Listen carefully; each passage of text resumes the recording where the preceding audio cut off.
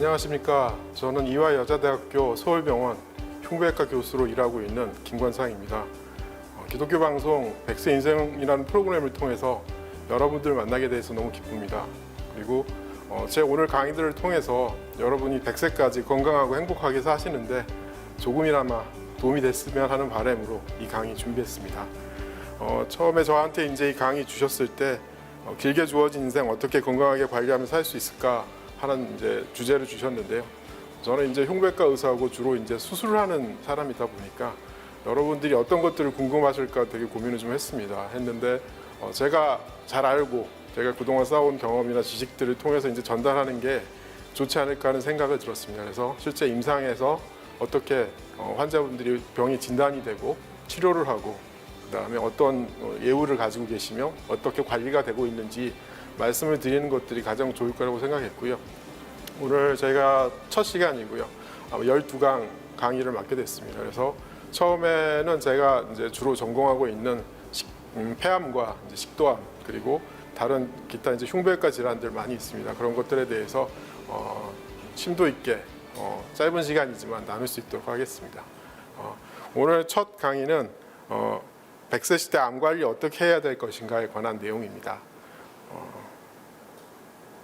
정말 100세 시대가 곧 올 것 같습니다. 실제 저희 2022년 20년 기준으로 해서 실제 여자분들의 이제 기대 수명은 86.5세입니다. 이제 100세가 거의 이제 멀지 않았고요.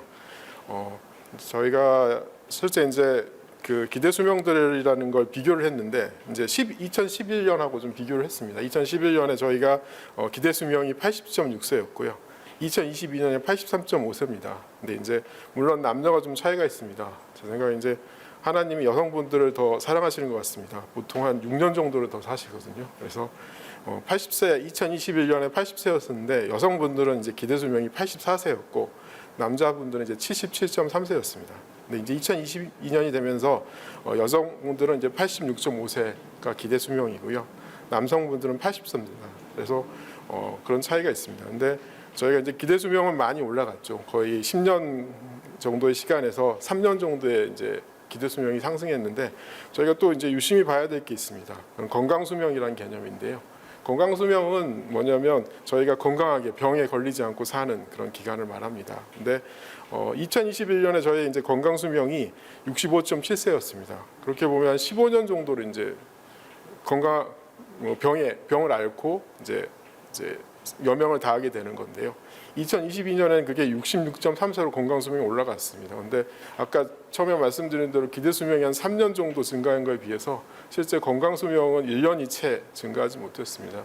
많은 분들이 요즘에 이제 몸 관리를 많이 하시죠. 좋은 것도 많이 드시고 개선을 많이 하고 하시는데 실제로 그 증가 폭은 그렇게 크지는 않은 것 같습니다. 그래서 기대 수명까지 제가 기대 수명과 건강 수명에 대해서 좀 말씀을 드렸고요.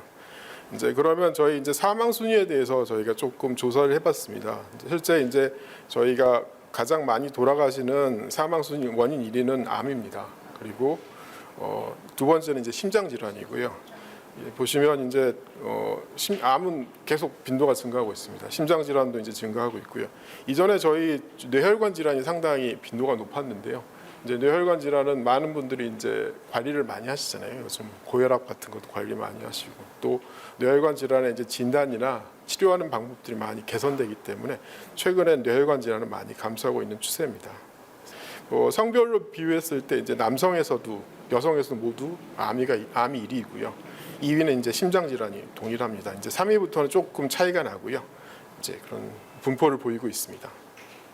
이제 나이대별로 이제 좀 저희가 비교를 조사를 해봤는데 저는 실은 40대부터 80대까지는 예상했던 대로 이제 악성 암이 1위를 하는 게 맞는 것 같습니다. 근데 좀 놀랐었던 게 10대부터 39세까지의 사망 원인이 저는 좀 보고서 의외였습니다. 그래서 혹시 어떤 게 원인이라고 생각하세요? 네, 저희가 놀랐던 건 이제 자살이더라고요. 자살이 1위더라고요. 그래서 너무 깜짝 놀라고 오히려 저는 그냥 예상했던 게 교통사고나 이런 것들 때문에 많이 사망하지 않을까 젊은 층은 이렇게 생각했는데 그런 것들 하면서 그래서 이번에 실은 이거 조사하면서 좀 그 기사에 조윤아 양 그 가족 얘기가 나왔잖아요.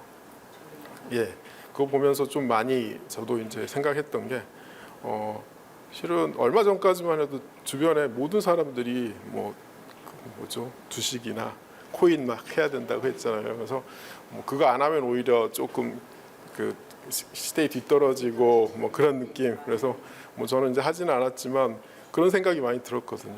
근데 이제 이런 또 그런 급락하는 상황이 되고 그분이 이제 그런 극단적인 선택을 했는데 그걸 오롯이 그분 잘못이다라고 얘기하기는 좀 어렵다는 생각이 들고요. 분명히 사회에서도 그거에 대한 어느 정도 책임이 있다는 생각이 합니다. 그리고 저희 이제 좀 아쉬운 것들이 정말 그런 분들한테 좀 하나님의 말씀이 전달이 되었었으면 어땠을까 하는 그런 아쉬움이 좀 있었습니다.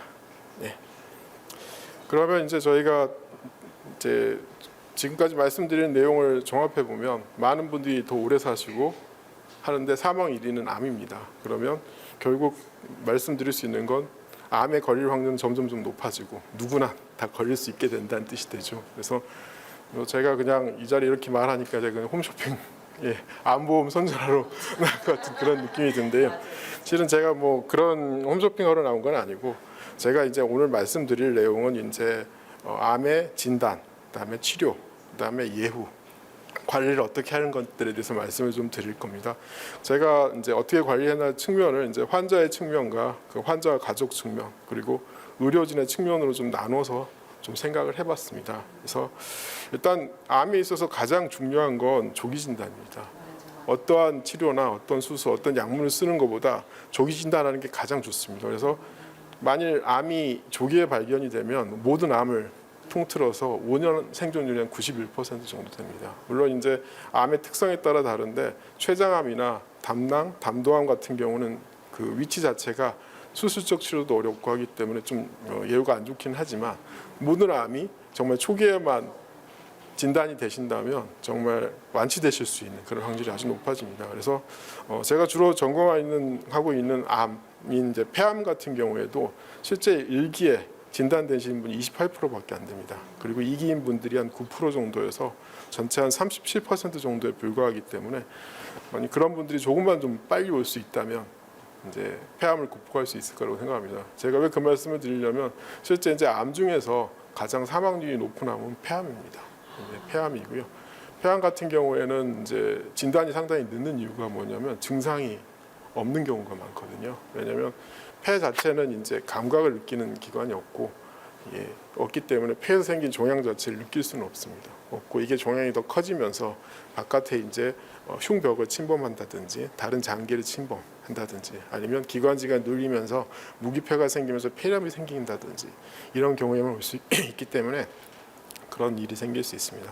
이런 조기 진단을 하는 것이 가장 암을 완치하고 이겨낼 수 있는 가장 좋은 방법이라고 생각하시면 됩니다. 제가 이제 현실적으로 이제 가장 도움이 될 수 있는 것들을 좀 몇 가지 생각을 해봤는데요. 제 추천을 좀 드리고 싶은 건 이제 국민건강보험공단에서 시행하는 건강검진입니다. 이건 이제 저희 뭐 직장이나 혹은 지역 가입하신 모든 분들을 대상으로 하고 있고요.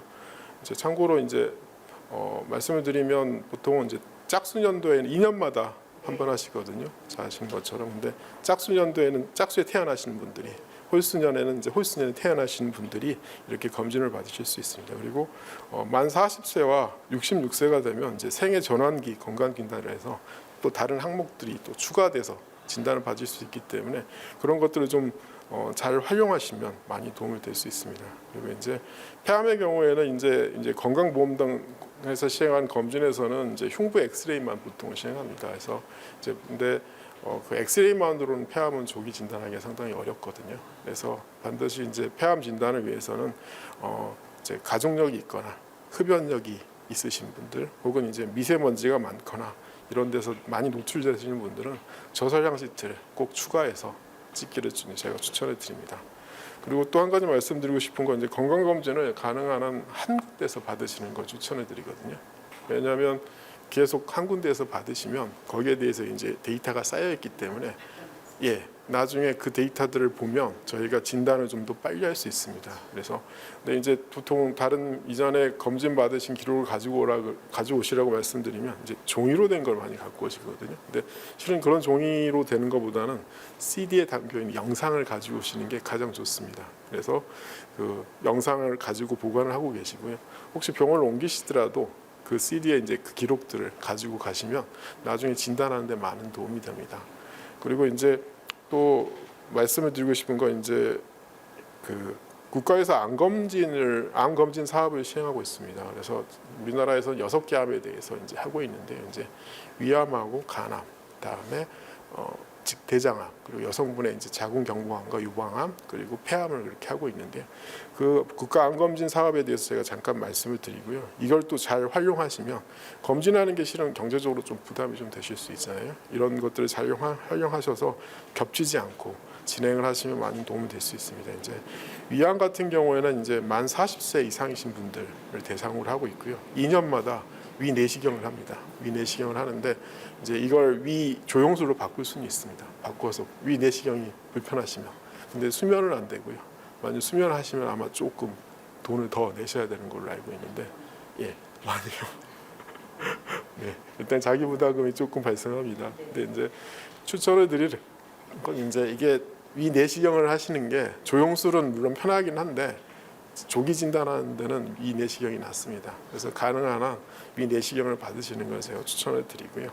이제 간암 같은 경우에는 이제 모든 분한테 대상은 되지는 않고 위험군에서만 이제 그 대상자가 됩니다. 그래서 간 경화를 앓거나 만성 B형이나 C형 간염 바이러스 항원 양성이신 분, 또 이제 B형이나 C형 바이러스 때문에 만성 간 질환이 되신 분들을 대상으로 하고 있고요.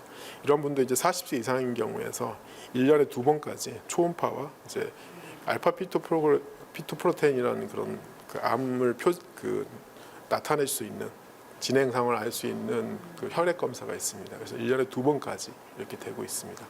그리고 이제 대장암 같은 경우는 이제 만 50세입니다. 이건 매년 하실 수 있고 대변에서 이제 피가 나오는 경우가 있거든요. 그래서 이제 그런 검사하는 건데 이건 매년 하실 수 있습니다. 그래서 만일 거기서 혈액이 검출이 되면 대장 내시경이 진행될 수 있는데요. 만일 그 분열 검사가 음성이거나 이걸 하지 않고도 대장 내시경 하시는 건 이제 혜택은 안 되고 본인이 부담하셔야 되는 그런 게 있습니다.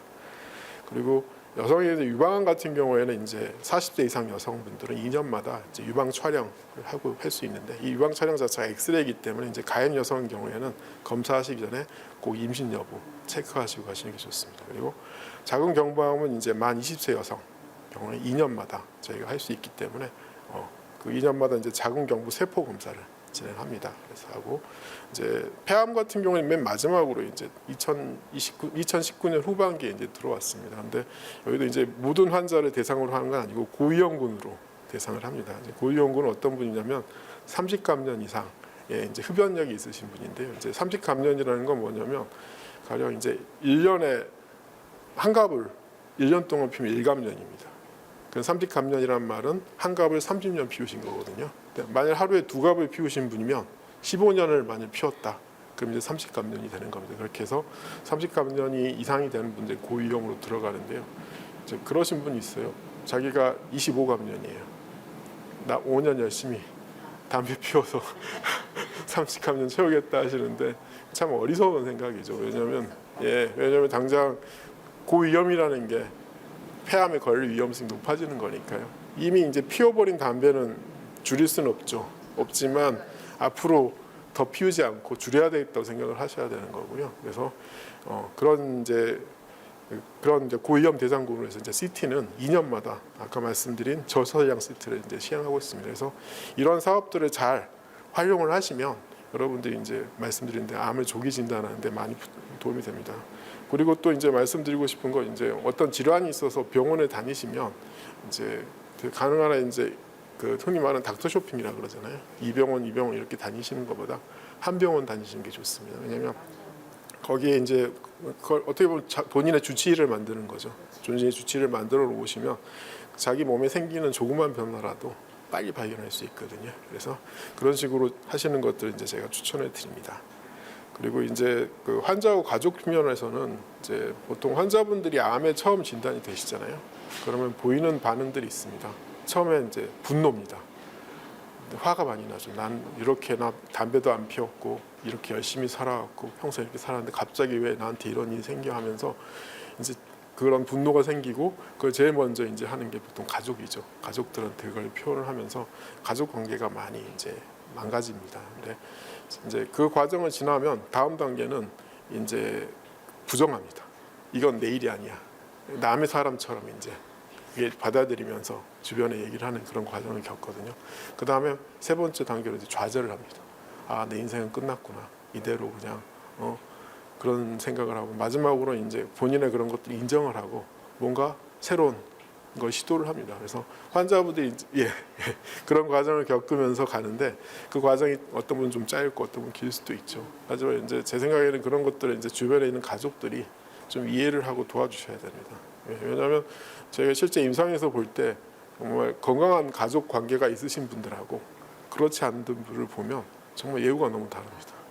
정말 가족들이 서포트하고 이런 도움을 받으시는 분들은 정말 잘 이겨내시거든요. 그 힘든 과정을 잘 이겨내시기 때문에 그런 관계를 하고 특별히 이제 배우자의 관계가 상당히 중요하다는 생각을 했습니다. 자, 이제 의료진의 측면에서 그러면 이제 말씀을 좀 드리겠습니다. 이제 의료진은 제가 이제 말씀드릴 수 있는 건 이제 결국 의사하고 환자의 관계도 사람 대 사람의 관계거든요. 서로 만났을 때 그 사람이 마음에 들어야죠. 일단 마음에 들고 그 사람을 신뢰할 수 있는 사람. 그래서 의료진도 그런 사람을 이제 만나시는 게 좋을 거라고 생각을 합니다. 그래서 어차피 이건 긴 싸움이 될 거고 그런 긴 싸움을 같이 해야 되는 거기 때문에 그런 의료진을 만나시는 걸 추천해 드립니다. 그리고 저도 이제 의사의 입장에서 합병증이라는 걸 예방을 하고 싶죠. 근데 합병증이 0인 그런 수술은 없습니다. 근데 이제 합병증이 생길 수 있는 거고요. 그런 합병증이 생겼을 때 환자분하고 잘 공유하고 가장 좋은 방법이 뭔지 그걸 찾아가는 게 더 중요하다고 생각을 합니다. 그리고 저희가 이제 암으로 진단이 되시면 중증 등록을 갖다가 해드리거든요. 중증 등록을 해드리는데 이게 이제 5년간 유효합니다. 근데 많은 분들이 생각하실 5년이 지나면 완치 판정이라는 걸 하죠. 근데 그건 이제 어떻게 보면 보험공단에서 완치 판정을 해주는 거지 본인이 암에서 완치되는 게 아니거든요. 그래서 5년이 지난 후에도 이제 계속해서 관리를 하셔야 됩니다. 왜냐하면 그 부분에 말씀을 드리는 거 뭐냐면 이제 다발성 2차암이라는 게 있거든요. 암이 또 생겼던 분한테 또 생기는 경우가 있어요. 물론 이제 재발하는 경우도 있지만 전혀 다른 암이 생길 수도 있거든요. 그런 것들은 제가 나중에 뭐 기회가 된다면 다시 한번 말씀을 드리겠습니다. 그래서 5년이 지난 후에도 있기 때문에 가능성이기 때문에 그 후에도 계속해서 추후에 관리를 해야 된다는 겁니다. 그리고 이제 제가 의료진으로서 이제 한 가지 말씀을 좀 드리고 싶은 건 이제 저는 그 환자분한테 가장 최소 침습적인 방법으로 이제 수술을 해야 된다고 생각을 하거든요. 그 이유는 뭐냐면 아까 말씀드린 대로 많은 분들이 오래 살다 보면 어떤 분들은 암이 암이 뭐 하나가 아니라 여러 개 또 생길 수도 있거든요. 근데 그게 어떻게 보면 인생의 위기인데요. 그 인생의 위기를 잘 극복하고 빨리 회복하실 수 있게 도와드리는 것이 또 몸 컨디션을 이제 정상으로 만들어 놓는 것이 혹시 다음에 또 다른 위기가 왔을 때 잘 이겨낼 수 있다고 생각하고요. 그래서 개인적으로 최소 침습적인 그런 방법으로 수술하는 것들에 대해서 제가 좀 되게 관심이 많습니다. 그래서 나중에 이제 기회가 돼서 설명을 드릴 텐데요. 뭐 제가 주로 하고 있는 건 이제 기도삭관을 하지 않고 수면으로 해서 폐암 수술을 하고 있습니다. 그러니까 이제 이런 것들을 하면 환자분들이 본인 자바 호흡이 살아있기 때문에 환자분이 확실히 예후가 좋으시거든요. 그런 것들을 하고 또 저는 이제 주로 흉곽경 수술을 많이 하고 있는데 흉곽경은 이제 보통은 이제 4개 뭐 많이 하시면 3개 보통 3개를 많은 걸 하는데 저는 이제 단일공으로 많이 수술을 합니다. 그래서 그런 것들을 통해서 하게 되면 환자분이 확실히 빨리 회복하십니다. 빨리 회복하고 예후도 좋고 하기 때문에 그리고 또 저는 개인적으로 강조하는 것들이 재활 치료입니다. 그래서 재활은 아예 수술 전부터 재활 치료를 해야 된다고 생각을 하고요. 수술 전 재활을 하고 수술 후 재활 수술하시고 수술 후까지 연계된 그런 통합적으로 이제 접근하는 것들에 대해서 이제 생각을 하고 있습니다. 그래서 말씀드린 대로 이제 한 가지 이제 뭐 폐암에 대해서 제가 한 가지만 말씀을 드리겠습니다. 이제 나중에 이제 저희가 병기라는 걸 나오잖아요. 최종 병기가 나오는데 이제 보통 이제 기수에 따라서 예후가 많이 달라집니다. 그래서 폐암의 1기라고 하면 보통 5년 후에 문제가 없어질 확률이 한 80에서 90% 정도 되고요. 2기가 되면 50에서 60입니다. 그리고 3기가 되면 30에서 40%로 떨어집니다. 그래서 이제 아무래도 기수가 높으신 분들은 좀 더 유념해서 이제 봐야 되기 때문에 수술 후에도 그런 것들에 대해서 관리가 꼭 필요하다는 말씀을 드리고 싶습니다. 예. 그리고 일단은 뭐 아까 다발성 1차암에 대해서 이제 말씀을 좀 드렸어요. 근데 잠깐 그것만 좀 시간이 있어서 제가 설명을 좀 드리겠습니다. 이제 다발성 1차암이라는 건 뭐냐면 한 사람한테 암이 하나가 아니라 여러 개가 생기는 걸 얘기합니다. 근데 여러 개 생기는데 그건 이제 그 저희들 아까 말씀드린 대로 수명이 늘기 때문에 그런 암이 여러 개가 생길 확률들이 많고 실제로 제 환자들 중에서 보면 암이 여러 개 생긴 분들이 있으세요. 그래서 그런 분들인데 저희가 이제 기준을 나눌 때 6개월 이내인 경우하고 이후인 경우를 좀 나눕니다. 그래서 6개월 이내에 생기는 건 동시성이라고 그러고요. 6개월 이후에 새로운 암이 또 생기는 건 이제 속발성이라고 해서 분류를 하고 있고요. 근데 그 저희가 좀 그런 면밀하게 좀 살펴볼 필요가 있는데 이제 발생학적으로 이제 동일한 경우가 있습니다. 그런 경우에 발생한 경우가 뭐냐면 폐암 같은 경우는 이쪽 한쪽 폐에 폐암이 생겼는데 다른 쪽 폐에서도 또 새로운 폐암이 생길 수 있거든요. 근데 이게 이제 전이가 아니고 별개로 생길 수 있는 것들이 있습니다. 그리고 실제 유방암 환자 같은 경우에 한편에 이제 유방암 수술하시면 남아 있는 유방에서 또 유방암이 생길 확률이 거의 20배 내지 30배까지 됩니다. 그래서 그런 것도 이제 관리가 좀 필요합니다. 그래서 생기는 거고 또 2차암이라는 게 있습니다. 2차암은 뭐냐면 처음에 치료했던 암 때문에 2차적으로 생기는 암이 있습니다. 그게 어떤 거냐면 대표적인 게 유방암 이제 수술을 하시잖아요. 그래서 호르몬 치료 같은 걸 하시면 그 호르몬 변화 때문에 자궁 내막 암 같은 게 이제 2차적으로 또 발생할 수 있습니다. 그리고 이제 항암제 치료하시는 분들이 있잖아요. 그러면 그것들에 의해서 이제 항암제가 주로 소변으로 배출되다 보니까 방광암이나 이런 것들이 또 유발되는 경우가 있습니다.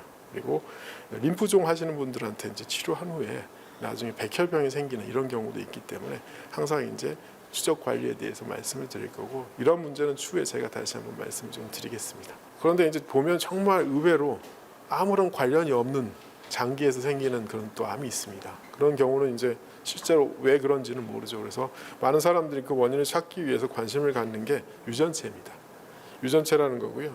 유전체에 대해서 잠깐 말씀을 드리면 유전체라는 건 이제 사람이 가지고 있는 유전자를 말하는데 사람의 유전자는 아까 잠깐 말씀드렸듯이 46개 염색체로 구성되어 있거든요. 근데 그 염색체가 이제 보시면 되고 그 염색체를 갖다가 유전체라고 보시면 됩니다. 그래서 유전체 구성은 어떻게 되냐면 이제 4개의 염기로 구성이 됩니다. 그 4개의 염기로 이게 이루어지고 이게 상보적으로 결합해서 나선형으로 꼬이면서 아시는 것처럼 DNA라는 걸 만들게 됩니다. 그래서 이 유전체 연구를 통해 가지고 최근에는 그 둘 사이에 어떤 그 암이 왜 생기는지 이분 동시에 다른 전형 그거에 대한 연구들이 많이 진행이 되고 있어서 그 부분에 대해서는 제가 나중에 유전체에 대해 좀 자세히 말씀드리면서 말씀을 드리겠습니다. 예. 오늘 강의는 이상으로 마치겠습니다. 그리고 오늘 강의 드려서 감사드립니다. 다음 강의는 저희가 이제 폐암에 관련된 내용으로 진행을 하겠습니다. 네, 이상으로 마치겠습니다.